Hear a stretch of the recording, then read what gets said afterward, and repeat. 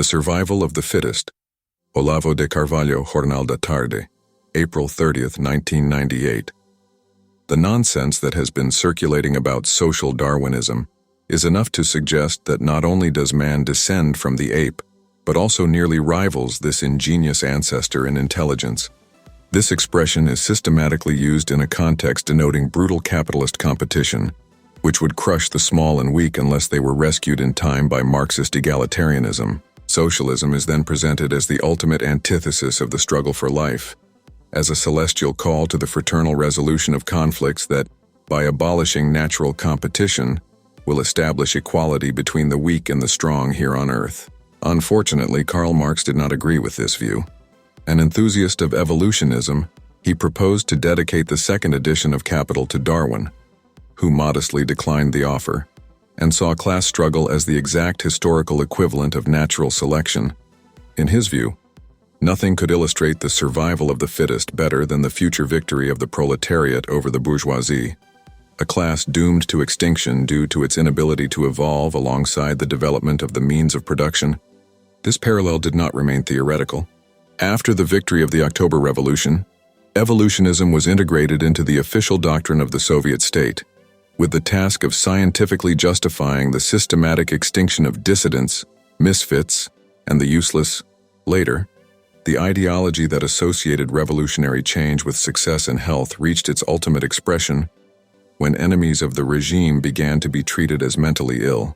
These individuals were forcibly subjected to injections of haloperidol, which both calmed the delusional and disturbed the sane, eventually causing delirium symptoms that made it necessary to treat them with haloperidol injections again, thus demonstrating the infallibility of evolutionary medicine. Outside and prior to the communist world, there were some theorists who sought to associate the selection of the fittest with commercial competition and to use it as an argument to legitimize the imperialist exploitation of weaker peoples. But this view was always met with strong resistance, especially from conservatives, who saw capitalist competition as a reverse selection that favored not the best, but the worst and most shameless. It was also abhorred by major artists and writers such as Tolstoy and Flaubert, who found a social climber's ethics repulsive. Finally, it was categorically condemned by the Church, which, rejecting Darwinism tout court, could not possibly accept its political ideological offshoots. In capitalist countries, social Darwinism was nothing more than one idea among many, never hegemonic, and certainly never elevated to the status of state doctrine. The only places in the world where it was officially endorsed by state worship were Nazi Germany on one hand and communist countries on the other. Both totalitarian regimes fundamentally viewed history as a Darwinian competition between species. The only difference was in nuance. For the Nazis, species meant race. For the communists, it meant class. The method to achieve the survival of the fittest in both cases was the same: kill the unfit. To the greater glory of Darwinian theory, there was even an evolutionary competition between the two state evolutionisms. The competition showed beyond any doubt that communism was the fittest. By killing more people, it survived longer. And while Nazism today lies buried under tons of films, books, and newspapers that have forever marked it with the stigma of horror and monstrosity, its victorious competitor still enjoys, after officially being extinct, an honored spiritual afterlife in the personas of its academic and ecclesiastical spokespersons, whose intellectual conduct seems to raise no particular moral concerns. If this doesn't prove Darwinism, it at least proves reincarnation.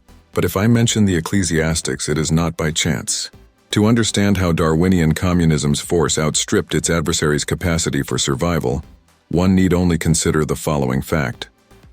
While the Catholic Church today submits to a disgraceful mea culpa before the media for not having vigorously fought Nazism, imitating the accused in the Moscow trials, who confessed to crimes they didn't commit to appear as obedient boys, the Catholic clergy seems to have never felt any shame over the Pact of Metz.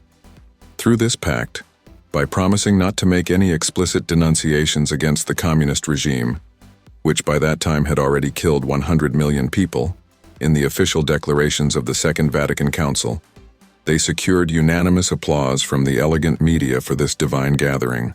To this day, that applause still echoes in our ears like a hymn of love to universal hypocrisy. The Church, too, after all, evolves.